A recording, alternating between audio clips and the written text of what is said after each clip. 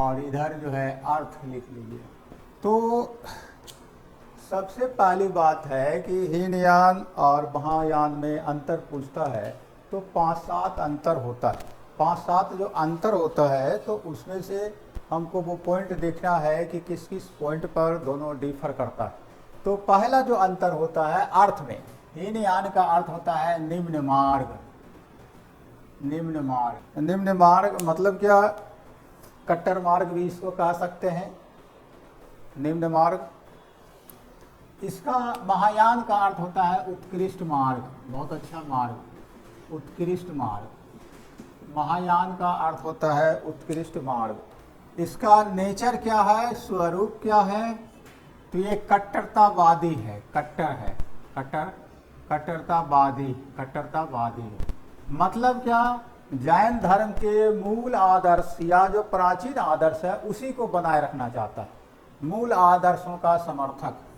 जैन धर्म के मूल आदर्शों का, मूल आदर्शों मतलब जो मेन या प्राचीन या मेन जो है जैन धर्म का आदर्श है, कंसेप्ट है, व्यवहार है, हम उसी को मानेंगे, समय के अनुसार नहीं बदलना है। समझ गए ना?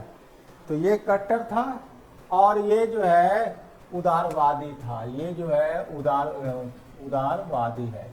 ये समय के अनुसार अपने में परिवर्तन करने के लिए तैयार है। उदारवादी है या सुधारवादी जो कहिए, हाँ, इस समय के अनुसार हम अपने कंसेप्ट में, अपने आचरण में हम परिवर्तन कर सकते हैं।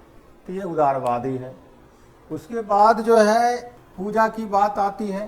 तो ये जो हीनयानी लोग था ये मूर्ति पूजक नहीं था, मूर्ति पूजक नहीं, और ये मूर्ति पूजक होता है, ये मूर्ति पूजक होता है। सब बुद्ध की जो पहली मूर्ति बनती है वो मथुरा शैली के अंतर्गत बनती है, तो ये होता है। इसका आदर्श क्या है? जैनियों का आदर्श है अरहत, अरहत पद प्राप्त करना, प्राप्त करना। अरहत का अर्थ पहले हम लिखा चुके हैं, योग्य बनना।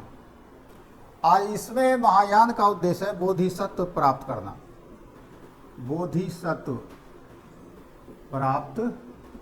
बोधिसत्व जो निर्वाण प्राप्त करने के बाद फिर दूसरे प्राणियों को का उद्धार करने के लिए फिर से काम करता है, वही हो गया बोधिसत्व। उसके बाद जहाँ तक है मांस की बात, तो इसमें मांस खाना वर्जित है, इसमें मांस खाना वर्जित नहीं है। मतलब महायानी मांस खा सकते हैं, हीनयानी मांस नहीं खा सकते। उसके बाद हीन या जहाँ तक तीर्थ की बात है कि क्या ये लोग तीर्थ को मानता है कि नहीं मानता है, तो हीनयानी लोग कोई तीर्थ नहीं मानता है और ये 4 तीर्थ मानते हैं। ब्रैकेट में 4 तीर्थ लिख सकते हैं।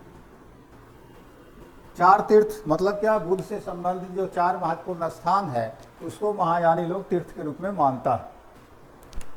तो इसमें है लुम्बिनी जो कि इसका क्या था? जन्म स्थान। उसके बाद जो है बोध गया जहाँ इन्हें ज्ञान प्राप्त हुआ। उसके बाद सारनाथ जहाँ इन्होंने पहला उपदेश दिया, और उसके बाद लास्ट में जो है आपका इनका जो है वो कुशीनगर जहाँ इनकी मृत्यु हुई थी, कुशीनगर। तो हीनयानी लोग जो है तीर्थ में को नहीं मानता, महायानी लोग तीर्थ को मानता है। अब जो है आता है आपको भाषा, किसने कौन सा भाषा अपनाया था। तो भाषा जो है किसने कौन सा भाषा अपनाया, तो हीनयानी जो था वो पाली भाषा में प्रचार करता है, और महायानी जो है यह मेनली संस्कृत भाषा को अपना लेता है। तो प्रचार जो है एक करता है पाली भाषा में हीनयानी, और दूसरा करता है आपको संस्कृत में। अब है कि प्रचार किसका कहाँ हुआ ज़्यादा, तो हीनयानी लोग जो है इसका प्रचार होता है मेनली, समझिए कि अगर ये सपोज कर लीजिए भारत है तो इस पार्ट में इसका होता है, यहाँ पर ये श्रीलंका है यहाँ होता है, यहाँ पर थाईलैंड है यहाँ होता है, और एक बर्मा जो है यहाँ पर, बर्मा जो है यहाँ पर, तो ये बर्मा जो है ये बर्मा से होता है, यहाँ पर जो बर्मा है। तो मेनली अगर देखिए तो वर्ल्ड का मैप में है, हाँ हाँ, तो वहाँ पर देखिए आप मैप, तो दक्षिण भारत का मैप हो जाएगा, उसके नीचे श्रीलंका हो जाएगा, दाएं साइड देखिएगा तो थाईलैंड हो जाएगा, और असम के आसपास देखिएगा तो बर्मा हो जाएगा। तो मेनली अगर कहें तो दक्षिणी एशिया में इसका प्रचार होता है। तो प्रचार हुआ इसका दक्षिण भारत, श्रीलंका, उसके बाद में थाईलैंड, और उसके बाद बर्मा।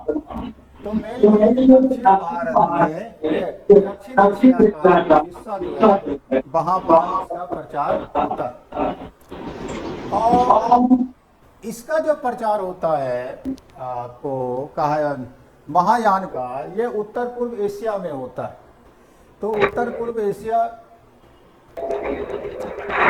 एशिया का कहने का मतलब कि उत्तर भारत में तो हुआ ही, उत्तर भारत में हुआ, चीन में हुआ, तिब्बत में हुआ, इसका जापान में हुआ, कोरिया में हुआ, इन सब देशों में इसका प्रचार हुआ। मतलब क्या, मेनली इधर का जो देश है, भारत के उत्तर पूर्व का इधर का जो देश है, वहाँ किसका प्रचार हुआ है ना, इस पार्ट का जो देश है, वहाँ ये चाइना हो जाएगा ना जी, यहाँ पर तिब्बत हो गया, यहाँ पर जापान हो जाएगा नीचे में, यहीं पर कोरिया थोड़ा सा हो जाएगा, उसके बाद जो है आपको कोरिया तिब्बत चीन, उत्तर भारत ये जो पार्ट था यहाँ पर उत्तर भारत में हुआ। तो उत्तर पूर्व एशिया जो है वो महायानी का प्रचार हुआ, और दक्षिणी एशिया जो है कहेंगे किसका प्रचार हुआ, आपको हीनयानी का प्रचार हुआ। तो ये काम हम लोग का खत्म अंतर में। अब जो है हम लोग देखेंगे कुछ बौद्ध साहित्य को देख लीजिए, क्वेश्चन वहाँ